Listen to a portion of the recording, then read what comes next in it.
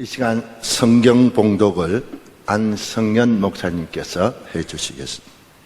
하나님의 말씀 사도행전 6장 1절에서 7절까지의 말씀을 대독에 올리겠습니다.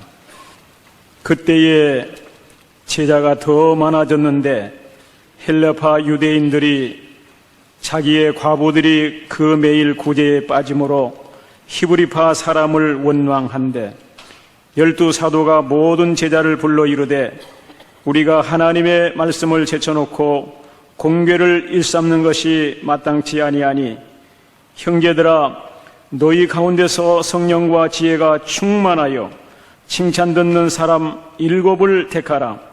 우리가 이 일을 저희에게 맡기고 우리는 기도하는 것과 말씀 전하는 것을 전무하리라 하니 온 무리가 이 말을 기뻐하여 믿음과 성령이 충만한 사람 스데반과 또 빌립과 프로고로와 니가노르와 디몬과 바메나와 유대교에 입교한 안디옥 사람 니골라를 택하여 사도들 앞에 세우니 사도들이 기도하고 그들에게 안수하니라.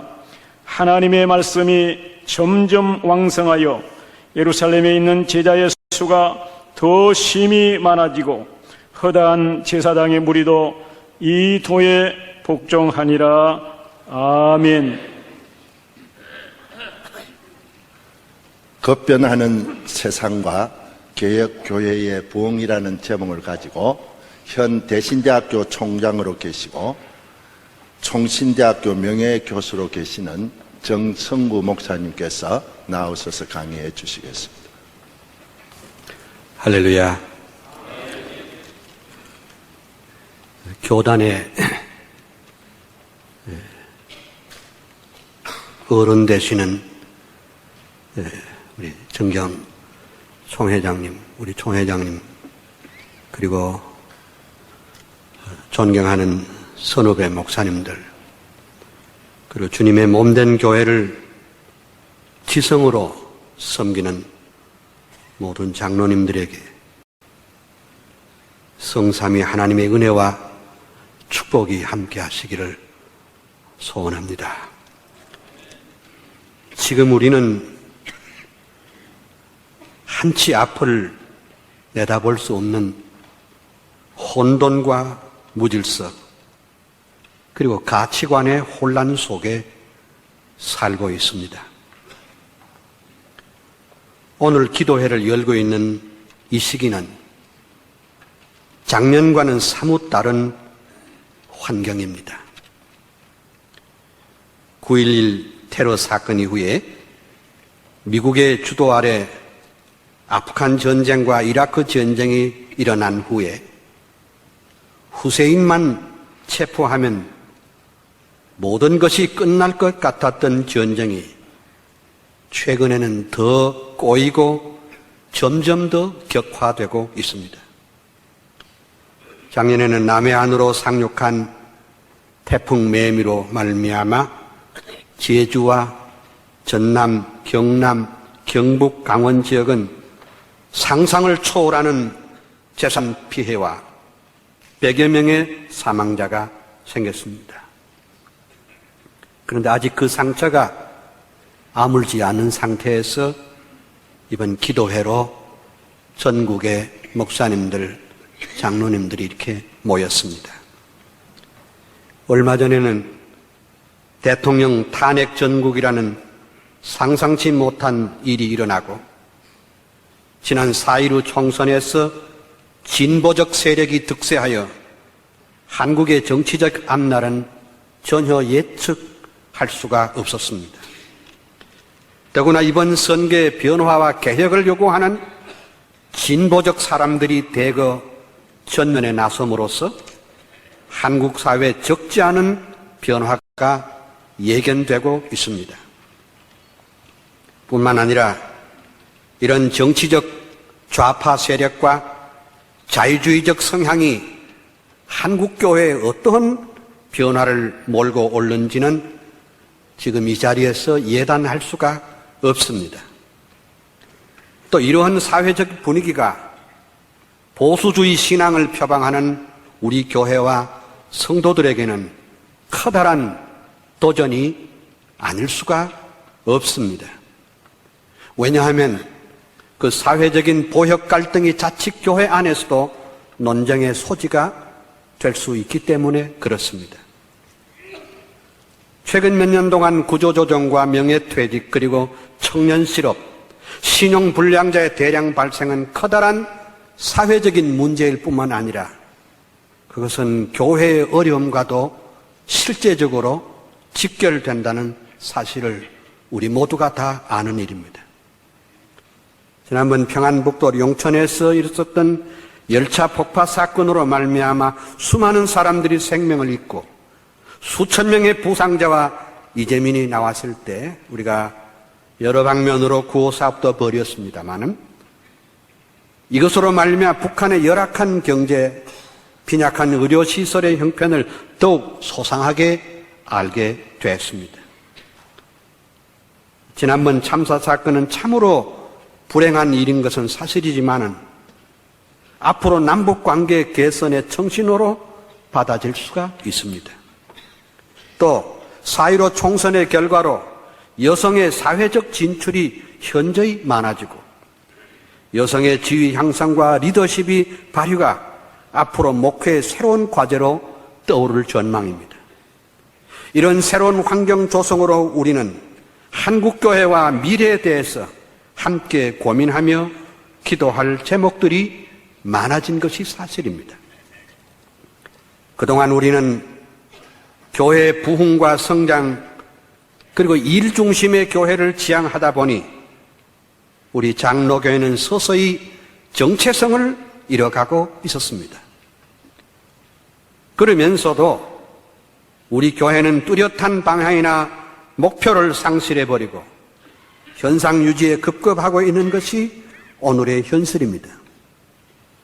예배의 형식과 방법은 개혁교회의 전통에서 훨씬 벗어나서 실용적이다 못해서 인간 스스로 즐기는 예배로 전락하고 말았습니다. 그래서 이러한 절박한 시기에 강단을 맡은 전국교회 목사님들과 주님의 몸된 교회를 수종드는 장로님들이 함께 모여서 오늘의 우리 교회의 역할과 사명을 바로 깨닫고 고민하면서 개혁교회의 정체성을 회복하여 21세기 우리 교회의 진로를 모색하는 자리여야 할 것입니다.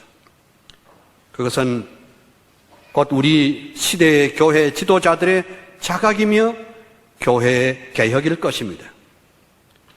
아무리 시대가 어렵고 앞이 캄캄해도 성령과 말씀으로 깨어있는 지도자들이 있는 한 한국교회는 소망이 있는 줄 믿습니다. 이 시간 저는 여러분들에게 세 가지로 말씀드리려고 합니다. 첫째는 도대체 이 시대의 환경이 어떠냐? 밖으로 볼 때 이 시대의 환경이 어떠냐? 두 번째는 안으로 볼 때 오늘 우리 교회의 형편은 어떠냐? 그걸 살핀 연후에 그러면 어떻게 하면 오늘의 안과 바깥의 모든 문제를 해결하고 어떻게 하면 우리 교회가 다시 한번 두 주먹 불끈 쥐고 일어나서 이 한 시대에 우리에게 맡겨주신 시대적인 사명을 감당할 수 있을까? 이 세 가지 큰 주제를 가지고 말씀을 드리려고 합니다. 첫째는 21세기의 급변하는 세상과 성경의 메시지를 잠시 살피겠습니다. 오늘 우리 시대의 변화는 말 그대로 빛의 속도로 변화하고 있습니다. 그러나 우리 교회의 대응은 매우 느리고 둔감해서 시대에서 저만치 뒤떨어져 있는 것이 사실입니다. 세상이 모두 디지털화되고 컴퓨터를 통해서 모든 서류와 모든 예약과 자금 결제가 이루어지기 때문에 이를 따라잡지 못하는 세대들은 시대의 낙오자가 되기가 쉽습니다. 한 예로서 지난 4월 1일부터 고속철이 개통되어 전국이 2시간대로 좁혀져 편리하게 되자 새마을호와 무궁화호가 서서히 퇴조되고 있듯이 사람들은 그 속도를 따라잡느냐 놓치냐에 따라서 명암이 엇갈리고 있습니다. 지금 서구 사회는 돌이킬 수 없는 다원화 사회가 되어가고 있습니다. 그래서 이 종교 다원적 사회는 예수 그리스도만이 유일한 구세주라는 믿음을 포기하게 만들었습니다. 그들은 기독교만이 하나님께 나아가는 유일한 길임을 인정치 않습니다. 그래서 종교다원주들이 이 세상의 여러 종교와 가치들 중에 구미에 맞는 것을 종교적 슈퍼마켓에 고르면 된다고 저들은 생각합니다. 세상은 우리에게 끊임없이 다양성을 인정하고 종교다원주의를 계속 우리에게 주장합니다. 공영방송들이, 신문들이 앞을 다투어서 사회 명사들을 앞에 세워가지고 기독교만이 참된 종교가 아니라 모든 종교는 똑같다는 식을 공영방송이, 신문이 앞다투어서 지금 이렇게 선전하고 있습니다. KBS의 열린 음악회라든지 우리 문교부에서 말하는 열린 교육이라든지 열린 예배, 이 열린이라는 표현으로 변화를 촉구하고 다양성과 다원주의를 주장하고 있습니다. 세상의 변화는 단순히 속도 때문에 그런 것만 아닙니다. 세상은 철저히 세속화되고 도덕적 기준이 없어지고 부패하여 수습 방안을 찾기가 어렵습니다. 그럼에도 불구하고 우리의 확신은 세상이 아무리 엄청난 속도로 변한다고 해도 변치 않는 진리, 곧 하나님의 말씀의 잣대로 세상과 우주와 인생을 보아야 할 줄로 믿습니다. 아무리 엄청난 현대 문화의 충격이 우리에게 몰아쳐도 영원한 진리가 있다는 그 자체가 우리의 소망이며 확신인 줄 믿습니다. 해 아래 새 것이 없다는 말씀처럼 성경 말씀은 그 당시 사람들에게만 주어진 것이 아니라 오늘을 살아가는 우리 모두, 특별히 오늘을 살아가는 우리들에게 주시는 진리로 받아져야 합니다. 로마서 12장 2절에 너희는 이 세대를 본받지 말라고 했는데 도대체 이 세대가 어떻길래 본받지 말라고 했겠습니까? 첫째는 성경이 이르기를 이 세대는 패역한 시대라고 말했습니다. 오늘 우리가 일해야 할 전도와 선교의 현장은 장미동산처럼 아름다운 곳이 아닙니다. 우리가 사는 세대는 척박하고 앞이 보이지 않는 세대입니다. 마태복음 17장 17절에 예수께서 대답하여 가라사대 믿음이 없고 패역한 세대여 라고 했습니다. 사도행전 2장 40절에 베드로는 수천 명의 군중들을 향하여 설교하면서 너희가 이 패역한 세대에서 구원을 받으라 라고 했습니다. 위에서 보는 대로 예수님과 베드로의 메시지는 초대교회 당시뿐만 아니라 오늘 우리 시대의 특징을 참으로 아주 절묘하게 나타낸다고 할 것입니다. 오늘날은 확실히 패역한 시대입니다. 이 뜻은 오늘의 시대는 불신앙적이고 부도덕적이고 사악하고 뒤틀려진 폐륜화적인 시대라는 말입니다. 말하자면 오늘 우리 시대는 위도 아래도 없고 어른도 스승도 없는 완전히 제멋들의 삶을 사는 시대를 의미합니다. 물론 2차 세계대전 이후에 독립한 나라 가운데 경제적으로 우리나라만한 곳이 없고 우리만큼 민주화된 나라도 없습니다.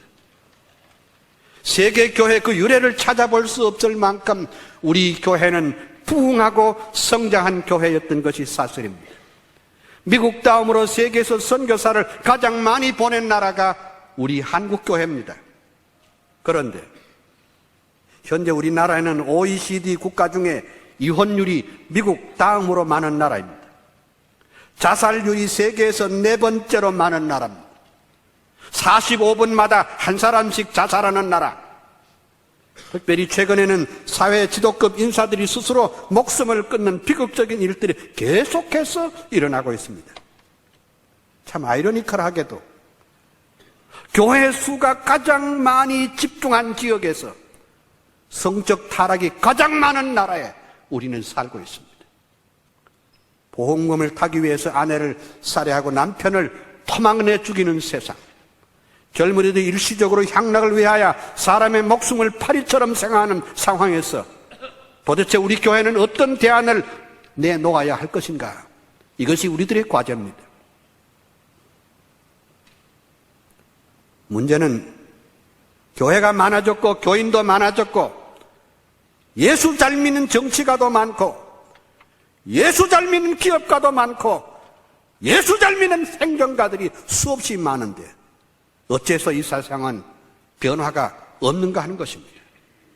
세상은 패역한 시대이나 교회는 영적 잠에서 깨어나지 못하고 영적 능력과 경건의 능력을 잃어버렸기 때문에 마치 멀리 밀린 삼손처럼 아무것도 할 수 없는 형국이 오늘 우리 시대입니다. 우리가 세상을 변화시키지 못하니까 결국은 세상이 교회와 성도들을 변화시켜버리고 있습니다. 오늘 우리 시대는 또한 피리를 불어도 춤추지 않는 세대. 마태복음 11장 16절 이하에 누가복음 7장 32절 이하에 이 세대를 무엇으로 비유할꼬? 비유컨대 아이들이 장터에 앉아 제 동물을 불러 가로되 우리가 너희를 향하여 피리를 불어도 너희가 춤추지 않고 우리가 애곡하여도 너희가 가슴을 치지 아니함과 같도다라고 했습니다. 예수님의 이와 같은 시대 진단은 바로 오늘 우리 시대를 정확하게 진단한다고 할 수 있습니다.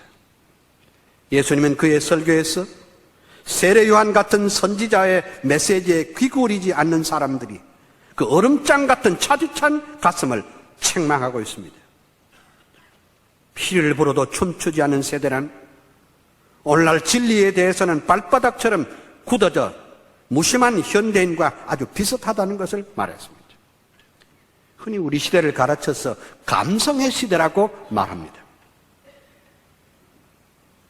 그러나 실제로 이 감성의 시대란 즐기고 향락적이고 죄 짓는 일에는 감성적이지만은 실제로 믿음을 지키는 데는 얼음장처럼 차디찬 인간들입니다. 요즘 사람들은 웬만한 자극에는 꼼짝도 하지 않습니다. 온갖 스트레스와 허무주의 그리고 냉소주의에 빠져있는 무기력한 현대인의 마음을 사기 위해서 영화도 예술도 교육도 문화도 정치도 더욱 자극적인 것으로 만들고 감성에 호소하고 있습니다. 그래서 세상의 분위기는 계속해서 더욱 자극적인 것을 개발하고 있습니다. 한편 교회도 마찬가지입니다. 예배도 설교도 더욱 자극적이고 더욱 흥미 위주로 가다가 보니까 성경에서 멀어지고 개혁적인 신앙에서 멀어지게 되는 것입니다. 그래서 피리를 불어도 춤추지 않는 이 사악한 시대의 목회는 어떻게 해야 하며 교회는 어떻게 살아남을 것인가? 그것이 우리의 과제입니다. 오늘날 사람들은 가슴 치며 회개하는 일도 없고 자기 죄를 위해 고민하거나 애통하는 것이 사라지고 있습니다. 이제는 기도원이 안 되고 있습니다. 교회 분위기를 보면 지도자들은 교인들에게 부담을 주지 않으려고 솜방망이를 가지고 두들기는 것처럼 흉내만 내고 있습니다. 인본주의와 유물주의, 배금주의가 난무한 시대에 우리는 살고 있습니다. 바울은 그의 생애 말년에 사랑하는 믿음의 아들 디모데에게 말세에 일어날 일에 대해서 경고를 했습니다. 바울은 성령의 감동으로 장차 될 일을 훤히 내다보고 있었습니다. 그것은 너무나 정확했어. 오늘 우리 시대를 카메라로 정확하게 클로즈업한 것과 같습니다. 디모데후서 3장 1절 이하에 네가 이것을 알라 말세 고통하는 때가 이르니 사람들은 자기를 사랑하며 돈을 사랑하며 자긍하며 교만하며 회방하며 부모를 거역하며 감사치 아니하며 거룩지 아니하며 무정하며 원통을 풀지 아니하며 참소하며 절제하지 못하며 싸나우며 선한 것을 좋아하지 아니하며 배반하며 팔며 조급하며 자고하며 쾌락을 사랑하기를 하나님보다 더하며 경건의 모양은 있으나 경건의 능력을 부인하는 자니 이 같은 자들에게 내가 돌아서라! 이것이 바울의 메시지입니다. 네 번째는 악하고 음란한 세대입니다. 예수님께서는 당시 시대의 상황을 분석하면서 악하고 음란한 세대라고 마태복음 16장 4절에 말했습니다. 그런데 이 말씀은 오늘 우리가 살고 있는 한국 사회에 대한 적절한 표현이라고 할 수 있습니다. 그러면 어째서 1세기의 상황과 21세기의 상황이 그렇게도 비슷합니까? 그것은 1세기 사람들이나 21세기 사람들은 모두가 똑같은 죄인이고 그 인간성은 변치 않았기 때문에 그렇습니다. 이 시대는 소돔과 고모라를 뺨치는 도덕적 타락이 극치에 이르고 있습니다. 이는 롯의 때와 같고 노아의 때와 같다는 것입니다. 지금 우리 사회에 널리 퍼져 있는 일상화된 온갖 PC통신, 인터넷은 향락하는 일, 음란한 자녀들이 넘치고 넘쳐 그것이 강을 이루고 있습니다. 컴퓨터나 인터넷이 악한 것이 결코 아닙니다. 그러나 인간은 죄로 말미암아 전적으로 타락하기 때문에 아무리 훌륭한 과학의익이나 문화까지도 향락과 음란한 쪽으로만 사용하기를 좋아하는 것이 그것이 인생입니다.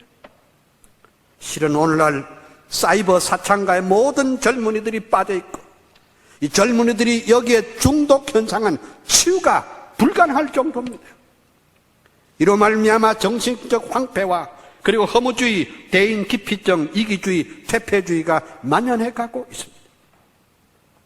역사적으로 보면 나라가 쇠망한 이유는 가난해서도 아니고 국가의 문명 수준이 낮아서가 아니라 부유하고 힘이 있어도 안으로 부패하고 성적 도덕적으로 타락할 때 망했습니다. 고대 유럽에서 최고의 문명 국가였던 로마 제국이 아주 시원찮고 변변찮은 유목민이었던 훈족이나 당시로서는 야만족 취급을 받았던 게르만 민족으로부터 멸망당했던 것은 그 좋은 예라고 할 수 있습니다. 소득 2만 불도 좋고 IT 강국도 좋고 민주화도 좋지만은 모든 분야에 걸쳐 내부적으로 썩어가고 있다면 희망이 없습니다. 지금 우리는 이러한 위기 상황을 어떻게 대처하며 거대한 음란 사회의 물결을 어떻게 바꾸어서 하나님의 나라 건설과 주님의 몸된 교회를 세우는데 헌신해야 할 것인가 하는 것이 오늘 여기 모인 지도자들의 중요한 과제가 아닐 수 없습니다. 자라는 청소년들을 황폐한 문화에서 보호하고 거룩한 기독교 문화에, 거룩한 성경적 문화에, 거룩한 일꾼으로 세계와 민족과 교회를 위해서 일할 수 있도록 분위기를 조성하고 실제적인 도움을 주셔야 할 분은 바로 우리가 될 줄로 믿습니다. 다섯 번째는 삶의 스타일을 변화시킨 디지털 세대입니다. 마태복음 24장에 보면은 마지막 때에 일어날 징조와 시대적인 변화에 대해서 예수님께서 아주 정확한 표현을 하고 있습니다. 27절에 보면 번개가 동편에서 나서 서편까지 번쩍임같이 인자의 임함도 그러하리라. 과연 오늘날 변화의 속도는 빛의 속도입니다. 과거에는 상상도 못하던 일들이 벌어지고 있습니다. 현대적인 용어를 빌리려면 아날로그 시대에서 디지털 시대로 바꾸어버렸습니다. 이 아날로그 시대의 사람들과 디지털 시대의 사람은 구별되면서 그들 사이에는 세계관도 인생관도 우주관도 신앙관도 엄청난 차이가 있습니다.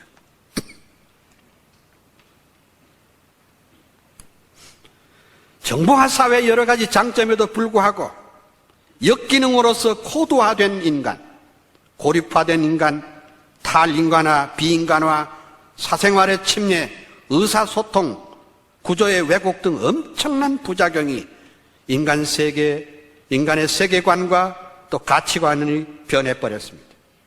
사탄은 현대 문화와 현대 문명을 최대한 활용하면서 그의 왕국을 서서히 확대해가고 있습니다.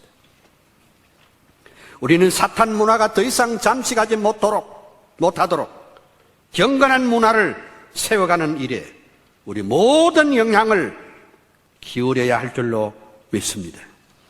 바로 이런 새로운 환경 속에서 교회는 어떤 선교적 과제를 가지고 새로운 역사 창조의 기틀을 만들 것인가 하는 것이 우리의 중요한 관심사라고 할 수 있습니다. 자, 그러면 교회는 어떠냐? 첫째로 오늘 우리 교회는 교회의 부흥과 성장이 중단이 됐습니다. 벌써 10년 동안 한국교회는 부흥과 성장이 이루어지지 않고 있습니다. 우리 목회자들이 불같은 열정으로 주 앞에 무릎 꿇어 기도하고 최선을 다하고 있지만은 몇몇 힘있고 능력 있는 교회만 부흥될 뿐입니다. 대부분의 교회가 성장되지 않고 답보 상태에 있는 그 자체가 우리 목사들에게는 커다란 짐이며 스트레스이며 컴플렉스이기도 합니다. 마치 중병에 걸린 환자가 용하다는 의사를 다 찾아가 보지만은 건강에 좋다는 온갖 음식을 이것저것 먹어보기는 하지만은 효과를 얻지 못하는 것처럼 여기저기 온갖 세미나에 교회 성장 비법을 배워도 실제로는 열매가 없기 때문에 늘 낙심하는 것이 우리 목회자들입니다. 최근 교회 성장에 중단된 이유는 교회가 세상을 향한 모범이 되지 못하고 빛의 역할도 소금의 역할도 하지 못하기 때문이라는 것이 공통된 의견입니다. 오늘의 교회는 현실 문제에 안주하면서 선지자적 메시지를 잃어버렸습니다. 우리 교회는 복음의 역동성을 잃어버렸고 전도의 의욕을 상실해버렸습니다. 상대적으로 가톨릭이나 불교는 대사회 문제에 적극 대처하면서 리더십을 발휘하고 있습니다. 한국교회는 끊임없는 분열과 분쟁, 그리고 도덕적인 비난과 세속주의와 만모니즘과 결탁함으로써 전도의 문이 이제 꽉 막혀 버렸습니다. 지금 우리 교회는 7,000교회가 넘는다고 하지만은 300명 이상 모이는 교회는 실제로 7%에 불과합니다. 약 500교회 정도가 있습니다. 200명 이상 교회를 기준으로 해도 전체 교회 20%밖에 되지 않습니다. 대형 교회는 불과 여느 손가락에 꼽을 수 있을 정도예요. 교회에서 빈익빈 부익부 현상이 가장 두드러지게 나타나고 있는 형편입니다. 우리 교회는 가난하고 소외된 이웃을 돌보는 데 실패했고 장애자들과 병든 자들을 향한 구체적인 그리스도의 사랑을 실천하는 데 대단히 부족했습니다. 그리고 교회는 젊은이들의 꿈과 비전을 주지 못하고 있고 농촌교회는 인구의 도시화 집중으로 농업 인구가 줄어들고 경제적으로 자립이 어려워져 점점 피폐하고 있는 실정입니다. 실제로 우리 교단만 하더라도 농촌교회는 그저 20명 전후가 거의 전부입니다.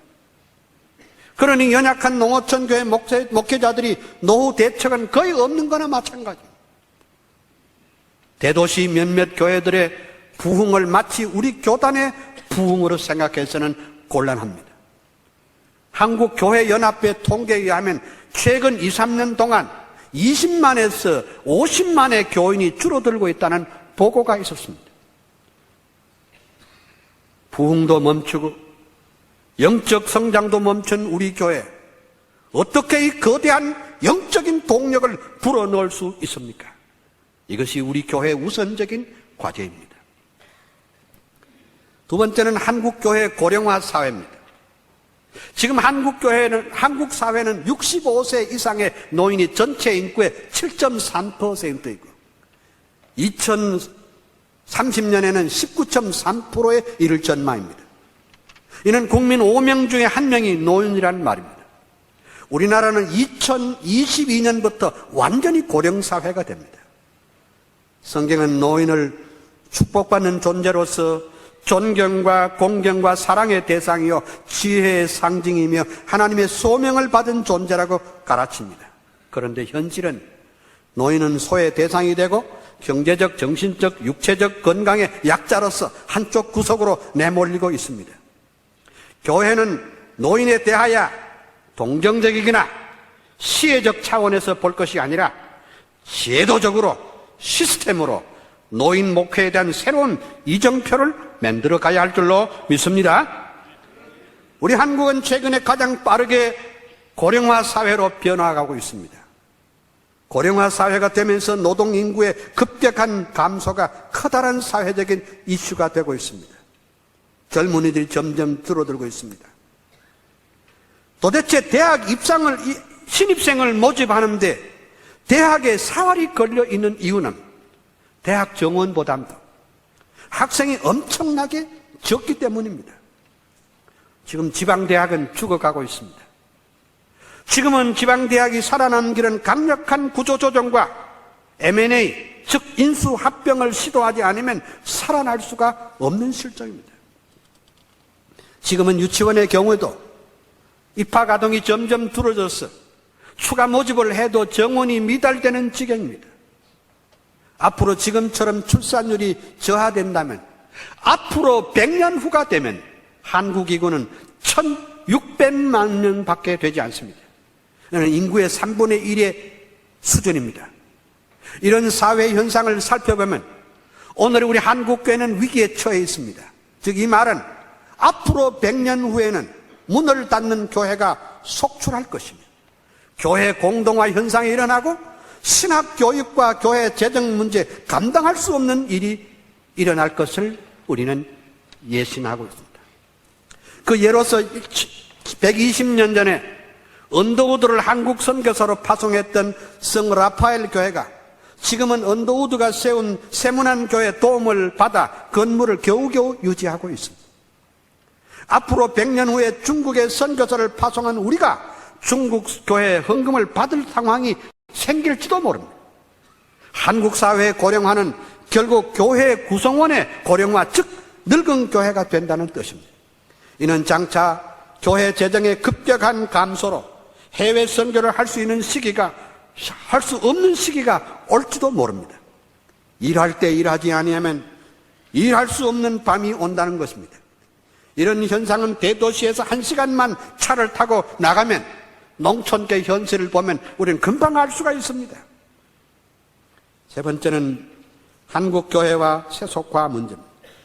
한국교회는 지금 세속화에 극에 달했습니다. 그 세속화라는 말은 인간의 욕구와 욕망 충족을 미덕으로 삼고 있으며 원리나 원칙도 없습니다. 더구나 윤리나 도덕의 기준도 없으며 감정이 이끄는 대로 가는 자유주의적인 세계관을 갖고 있습니다. 그런데 오늘의 우리 교회들이 부흥이란 미명 아래서 세속주의 현상을 그대로 답습하고 있는 것이 문제입니다. 예컨대 예배의 세속화, 설교의 세속화, 교육의 세속화, 교회 정치의 세속화, 교회 행정의 세속화 등 교회 전반에 걸친 세속화가 교회의 부흥과 성장을 가로막고 진리운동과 역행하고 있음을 우리는 알 수 있습니다. 한국교회 세속화는 이대로는 안 됩니다. 그러면 우리 한국교회가 무엇이 세속합니까? 우선은 교회는 에클레시아 곧 부름받은 공동체이며 그리스도의 몸입니다. 그럼에도 불구하고 우리 교회가 언제부터인가는 교회가 제도화로 굳어지고 규범화, 전통화가 되어버렸습니다. 교회는 하나님의 말씀과 성령님의 다스리고 주관하는 것이 아니라 기득권 사수나 관료적인 정치, 행정의 논리만이 지배하고 있다면 곤란할 것입니다. 우리 목회자들이 가장 빠지기 쉬운 함정은 목회 성공 지상주의의 몰입인데, 이로 말미암아 소유의식과 주인의식이 지나쳐서 여러 가지 혼란과 잡음이 있는 것도 사실입니다. 오늘 우리가 살고 있는 세상은 물질화, 정보화, 그리고 오락과 향락의 극치를 달하고 있는 세상으로서 그리스도인들을 죄악의 진흙탕으로 계속 끌어들이고 있습니다. 그럼에도 불구하고 우리는 세상에 살고 있으나 세상에 속한 자가 아니라는 공간적 참여성과 영적 분리성은 지상교회가 갖는 끊임없는 두 가지 측면입니다. 그러므로 세속주의가 교회 안에 강하게 도전한다 할지라도 우리는 세상에서 떠나는 것이라기보다도 세상의 한가운데 서서 하나님의 나라를 힘차게 선포하고 복음을 증거해서 섬김과 나눔과 사랑의 삶을 살도록 하면서 능히 이기고 승리해야 할 줄로 믿습니다. 이제 마지막으로 21세기의 상황과 교회의 성경적인 부흥 모델이 무엇인가를 생각해 보겠습니다. 존경하는 목사님들, 그리고 장로님들, 우리 교회는 이대로 주저앉아 버릴 것인가? 아니면 우리는 장로교회 장자교단으로서 개혁교회 메카로서 다시 한번 자리를 들고 일어나 새롭게 변화된 21세기의 환경에 맞서 부흥의 불씨를 붙여나가야 할 줄로 믿습니다. 21세기적인 어둡고 세속적이고 성적 도덕적 타락으로 이렇게 엉망진창이 된 세상에서도 하나님은 우리에게 교회를 맡겼습니다. 그래서 하나님의 나라 건설과 교회의 부흥과 성장을 명령했습니다. 주께서 마지막 말씀하시기를 내가 너희에게 분부한 모든 것을 가르쳐 지키게 하라. 볼지어다 내가 세상 끝날까지 너희와 항상 함께 있으리라고 했습니다.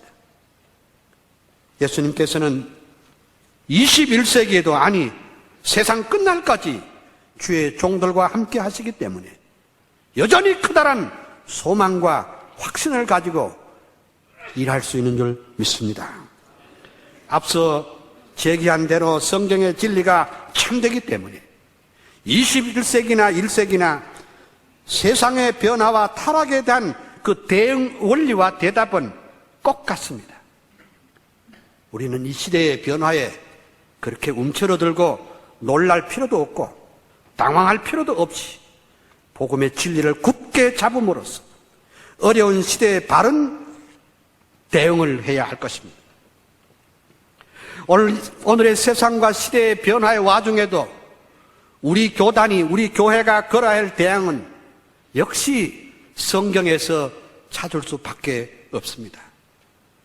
저는 다음과 같이 몇 가지 성경적 대응 모델을 찾아서 오늘 여러분들에게 제시하려고 합니다.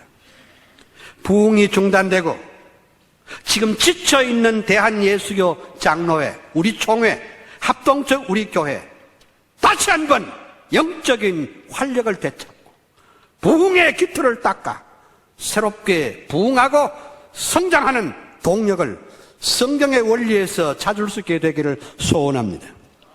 첫째는 하박국 3장 내 부흥 모델입니다.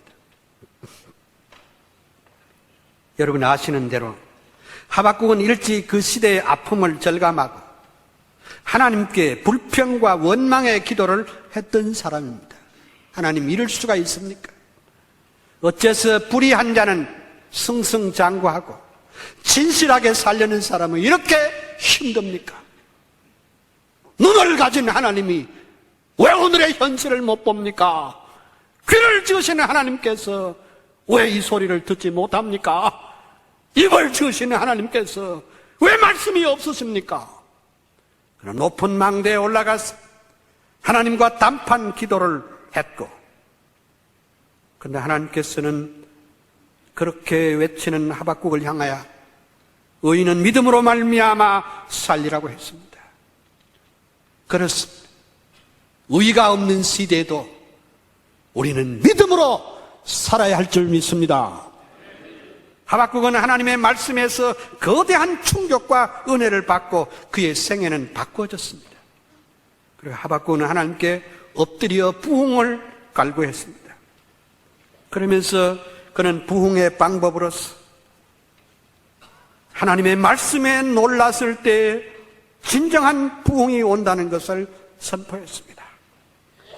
여호와여, 내가 주께 대한 소문을 듣고 놀랐나이다.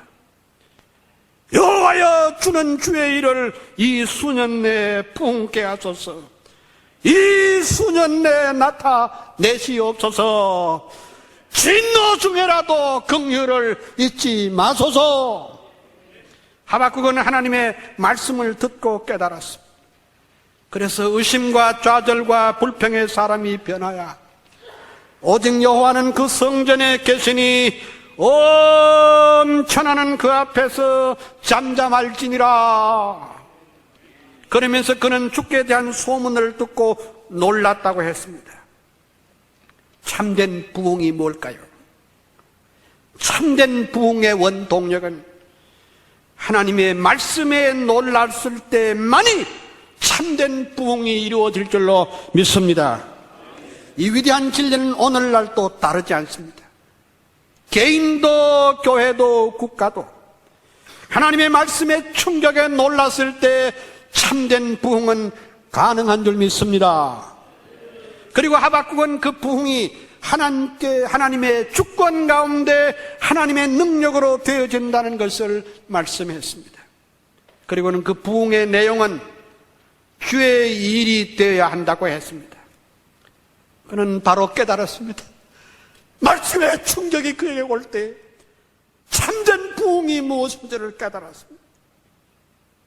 오늘날 흔히 이해하는 대로 인간적인 성공이나 물질적인 부여나 외부적인 성장만이 부흥이 아니라 하박국은 깨닫기를 주의 일이 부흥되기를 소원했습니다. 주의 일이 뭡니까? 말씀 운동이 부흥되기를 소원합니다. 성령 운동이 부흥되기를 소원합니다. 선교의 운동이 부흥되기를 소원합니다. 하나님께 영광을 돌리는 부흥 운동이 이루어지기를 소원합니다. 이런 뜻입니다. 부흥의 의미를 잃어버리고 외형적인 숫자 중심의 부흥에만 매달리는 오늘 우리 교회에 새로운 방향을 제시하고 있습니다. 이 수년 내에 부흥케 해달라니 2, 3년 만에 부흥해달라는 그런 뜻은 아닙니다. 이 성경이 본 뜻이 주석가 랑게의 해석처럼 하나님의 적절한 때를 의미한다고 했습니다. 부흥도 하나님의 주권 아래 있음을 선포합니다. 그리고 그 부흥의 최종 목적은 찬송이 세계에 가득하도록 하는 선교적인 확장으로 이어져야 한다는 것입니다. 옳습니다.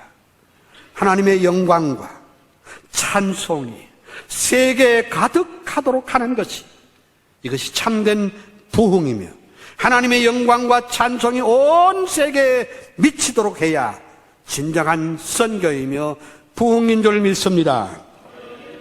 일찍이 요한 칼빈은 이사야 주석에서 교회의 부흥과 성장을 염원하면서 다음같이 말했습니다.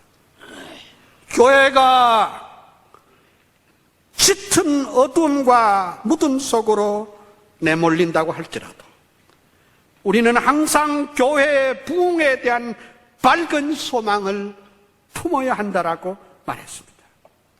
칼빈은 또 말하기를 목사라는 대행자를 통하여 교회의 부흥을 장려하시는 분은 오직 하나님이시다라고 말했습니다. 오늘처럼 어둡고 힘든 시대일수록 부흥의 고삐를 늦추지 말고 힘있게 달려갈 줄 아는 우리 모두가 되기를 소원합니다.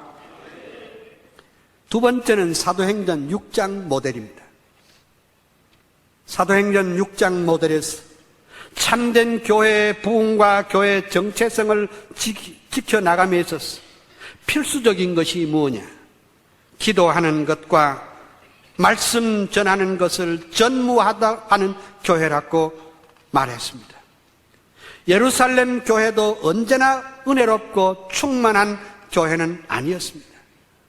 오순절 성령 강림을 체험하고 태어난 예루살렘 교회는 처음에는 아주 은혜롭고 말씀 충만, 은혜 충만한 교회였습니다. 그러나 얼마 가지 못해서 초대교회 갈등 구조는 이질적인 구성과 한치의 양보도 없는 대결 구도로 분열 직전까지 갔습니다. 그때 사도들이 모여서 총회를 열고 가결했습니다. 우리가 하나님의 말씀을 제쳐놓고 공회를 일삼는 것이 마땅치 아니하니? 라고 함으로써 교회가 살아남는 유일한 방법은 어떤 경우에도 하나님의 말씀을 바로 선포하는 것이 최우선임을 선포한 줄 믿습니다. 뿐만 아니라 사도행전을 기록한 누가는 당시 상황을 아주 적절하게 개요하기를 하나님의 말씀이 점점 왕성하여 예루살렘에 있는 제자의 수가 더 심히 많아지고 라고 했습니다. 하나님의 말씀이 널리 그리고 옳게 증거될 때 교회가 내적으로 외적으로 부흥된다는 이 메시지는 21세기에도 여전히 살아있는 말씀이고 여전히 참된 부흥의 원리인 줄로 믿습니다. 우리가 여기서 개혁교회의 예배 회복이 요구됩니다. 편의주의와 실용주의적인 열린 예배는 미국의 국적 없는 자유교회의 예배 형식일 뿐 세계 개혁교회 어디에도 이런 예가 없습니다. 교회 부흥이 아무리 좋아도 즐기는 예배가 아니라 말씀 중심의 영광의 예배, 개혁주의 예배 확립이 있어야 할 것입니다. 세상이 아무리 어둡고 혼탁하여도 세속주의 운동이 지배해도 교회가 교회다워야 부흥을 유지할 수가 있습니다. 그것은 어떤 경우에라도 기도하는 것과 말씀 증거를 하는 것을 전무하는 지도자가 진정한 목회자일 것이며 기도와 말씀 증거를 전력 투구하는 교회만이 이 마지막 시대에 살아남을 수 있는 교회일 줄로 믿습니다. 세 번째 마지막입니다. 시편 67편 모델입니다. 21세기가 교회가 진정으로 부흥하는 교회가 되려면 교회 자체를 아주 완전히 선교하는 교회 구조로 바꿔버려야 합니다. 진정한 선교의 의미와 방법을 제시한 것이 시편 67편에 나와 있습니다. 시편 67편은 구약의 대표적인 선교 시편입니다. 선교는 신약에서 처음 시작된 것이 아니고 벌써 구약 성경 전체의 흐름 속에 나타나 있습니다. 그런데 시편 67편은 구약의 선교 사상을 핵심적으로 잘 요약하고 있습니다. 이 성경 구절은 매 구절마다 위대한 선교 사역의 의미와 방법을 너무나 명쾌하게 아름답게 지적하고 있습니다. 선교는 하나님의 긍휼에 기초한 것이며 주의 도를 땅 위에 주의 구원을 만방 중에 알리는 것이 선교라고 정의했습니다. 우리가 생각하기를 선교는 교회의 사역이라고 하는 분들이 있습니다. 그러나 실은 선교는 하나님의 사역입니다. 선교의 명령자이고 선교의 동력을 부여하신 분은 하나님이십니다. 즉 하나님이 인간을 향하신 긍휼과 사랑의 구원의 계획이 없었으면 선교라는 말도 없었고 선교할 수도 없습니다. 선교의 참된 의미를 시편 67편에는 너무나도 명쾌하게 제시하고 있습니다. 하나님이여 민족들로 주를 찬송케 하시며 모든 민족으로 주를 찬송케 하소서라고 했습니다. 결국 교회의 존재의 의미, 곧 선교의 의미는 이 지구상에 있는 모든 민족들이 여호와의 영광을 찬양하도록 해야 하기 때문에 선교하는 줄 믿습니다. 하나님은 유대인만을 통해서 영광과 존귀와 찬양을 받으시는 것이 아니라 땅 위에 있는 모든 족속, 모든 민족을 통하여 영광을 받으셔야 하기 때문에 선교하는 것입니다. 하나님은 대한민국 성도들을 통해서만 영광 받기를 원하시는 것이 아닙니다. 하나님은 북한의 성도들을 통해서도 영광 받으시기를 원하십니다. 그래서 북한 선교하자는 뜻입니다. 하나님은 아프리카 사람들을 통해서도, 하나님은 에스키모 사람들을 통해서도 영광을 받으시기를 원합니다. 그래서 선교해야 하며, 선교가 하나님의 명령이므로 교회 구조 자체를 선교하는 구제로 바꾸어야 21세기에 이렇게 힘든 목회에도 살아남는 교회가 될 줄로 믿습니다. 또 여기 말하기를 하나님이 우리에게 복을 주시리니 땅의 모든 끝이 하나님을 경외하리로다 했습니다. 교회는 땅끝까지 이르러 복음을 증거해야 하는데 선교하는 자는 복을 받고 복 받는 자는 반드시 땅의 끝을 향하여 선교적인 사명을 감당해야 한다는 것입니다. 오늘날 국지적이고 자신들의 깃발만을 세우려는 우리들에게는 경종의 메시지가 아닐 수 없습니다. 21세기의 교회는 교회 구조 자체를 선교하는 교회 구조로 완전히 전환해야 합니다. 선교는 단지 교회의 사업이 아니고 잉여 물질을 해외에 진출하는 것이 아니고 선교는 바로 성삼위 하나님의 뜻이며 성경의 구조라는 사실을 잊지 마시기를 소원합니다. 21세기에도 살아남을 수 있는 교회는 선교 지향적인 교회입니다.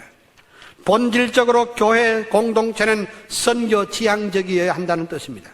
남아공화국의 선교학자 데이비드 보쉬가 주장한 대로 선교는 교회 중심 핵이고 교회를 교회되게 하는 선교의 본질이기 때문에 그러하다고 했습니다. 결론 드리겠습니다.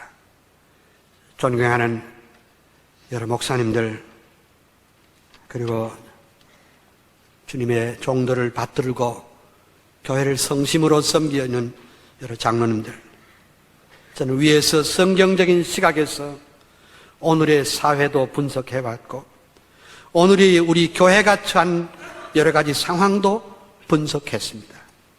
그리고 문제의 심각성도 말씀드렸습니다. 그러나 결국은 문제 해결의 열쇠는 성경에 있음도 발견했습니다. 이제 저는 결론적으로 오늘처럼 변화무쌍한 시대적 상황과 침체된 우리 교단과 교회의 새로운 부흥의 불길을 지피고 선교의 역동성을 불어넣기 위해서 한두 가지 말씀으로 결론을 내려고 합니다. 첫째, 우리가 진정 대한예수교 장로회로서 큰 집이라면 그 이름값을 톡톡히 해야 할 줄로 믿습니다. 다시 말하자면 우리 이름에 걸맞는 우리 교단의 정체적 확립과 리더십을 확실히 발휘해야 할 줄로 믿습니다. 솔직히 제가 말씀드릴게요. 지금 우리는 비유로 말하면 자동차가 왼쪽 깜빡이를 켜고 핸들은 오른쪽으로 꺾어가는 그런 형국입니다. 우리의 구호와 우리 교회 모든 방향과는 전혀 서로 맞지 않게 따로따로 움직입니다. 우리는 장로교의 맏형으로서 그 역할을 충실히 했는가를 뒤돌아봐야 합니다. 정말 우리 교회는 신학적으로 역사적 칼빈주의 신학에 바로 서 있는가? 정말로 신앙적으로 개혁신앙을 바로 갖고 있는가? 아니면 구호뿐인가? 우리의 삶이 진정으로 하나님 중심을 위하여 살아있는지를 되물어야 합니다. 얼마 전에 어떤 군소교단의 목사님이 제게 묻기를, 목사님, 우리는 합동측 교회가 장자교단임을 인정합니다.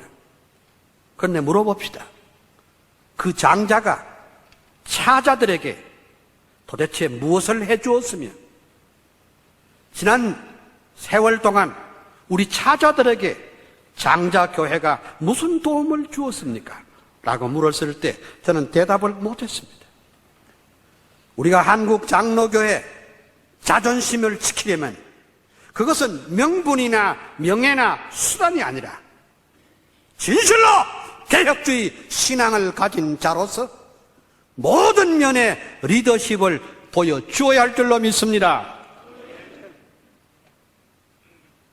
작년에 서점에서 제일 많이 팔린 책의 제목을 아십니까? 작년에 제일 많이 팔린 책이 리더십에 관한 책이 제일 많이 팔렸습니다. 객차가 100량이 있은들 무엇하겠습니까? 기관차가 있어야 객차를 끌고 갈 수 있습니다. 지금 우리 교회는 한국교회 개혁을 위한 리더십을 발휘해야 됩니다.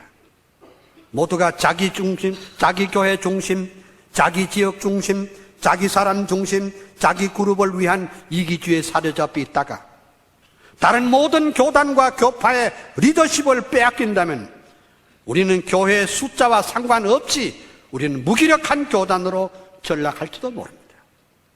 둘째, 우리 지도자들은 이 시대의 변화와 개혁의 견인차 역할을 해야 합니다.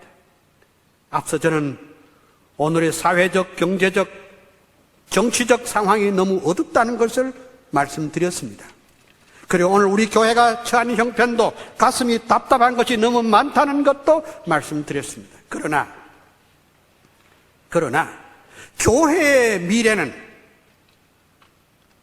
우리가 개척하고 일구어가고 부흥시켜야 할 과제이지 포기하거나 책임을 회피해서는 안 된다고 믿습니다. 최근 우리나라의 화두는 변화와 개혁입니다. 차라리 이것은 우리가 정치권의 그것보다도 훨씬 앞서 부르짖어야 했습니다. 그런데 문제는 같은 변화와 개혁이라는 말도 우리가 쓰는 말의 의미와 정치권의 그것과는 사뭇 다릅니다. 로마서 12장 2절에 너희는 이 세대를 본받지 말고 오직 마음을 새롭게 함으로 변화를 받아 하나님의 선하시고 기뻐하시고 온전하신 뜻이 무엇인지 분별하도록 하라고 했습니다. 변화에는 두 가지가 있습니다. 세속주의적인 변화입니다. 그것은 낙관주의적인 세계관으로서 이 세상의 물질이 고루고루 분배가 되고 세상의 모든 제도를 개선하고 민주화 과정을 거치면 이 땅에 유토피아를 건설하겠다는 신막수주의적인 변화입니다. 끝도 한도 없이 이런 식으로 변화해 나가자는 겁니다. 그러나 우리가 추구하는 변화는 그런 것이 아니라요. 오늘 성경이 말하는 변화는 그런 것이 아닙니다.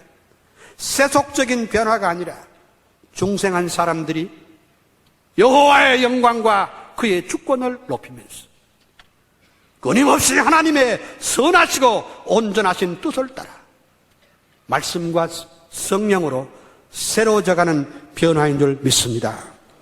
그래서 궁극적으로 뜻이 하늘에서 이룬 것 같이 이 땅에서도 이루어져야 한다는 것입니다.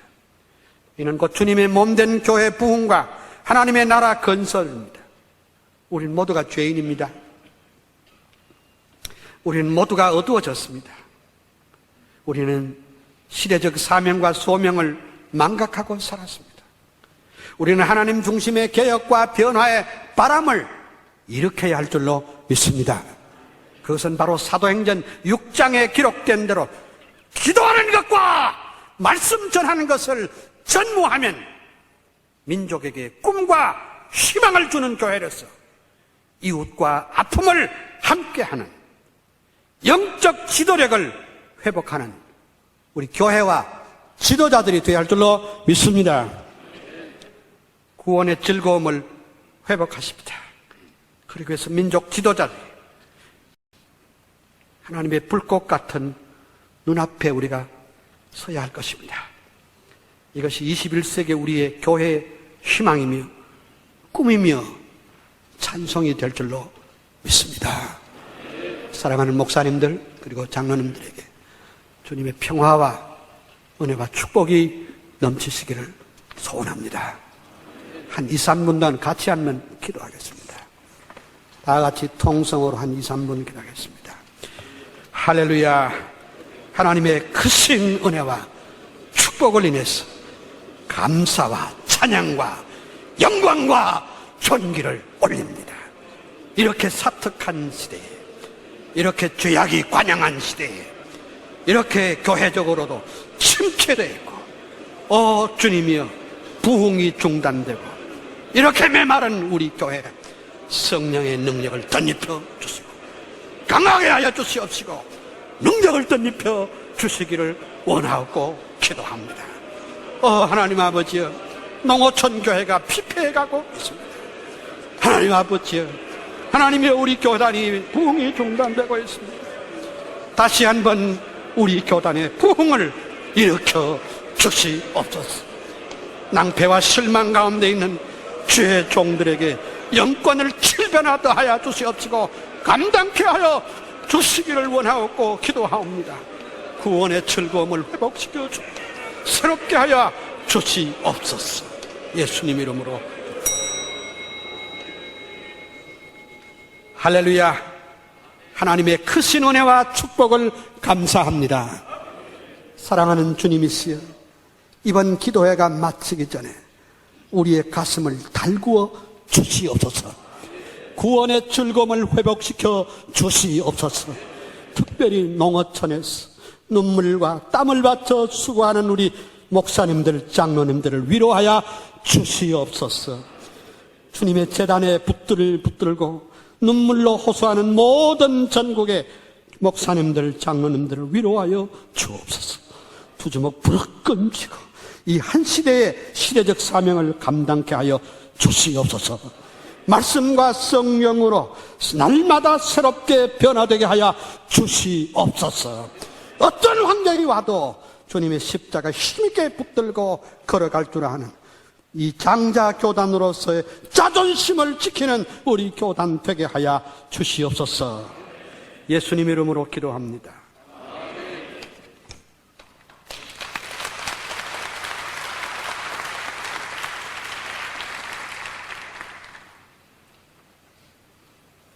우리에게 주신 과제를 안고 하나님 의지할 때 우리를 붙들어 주실 줄 믿습니다.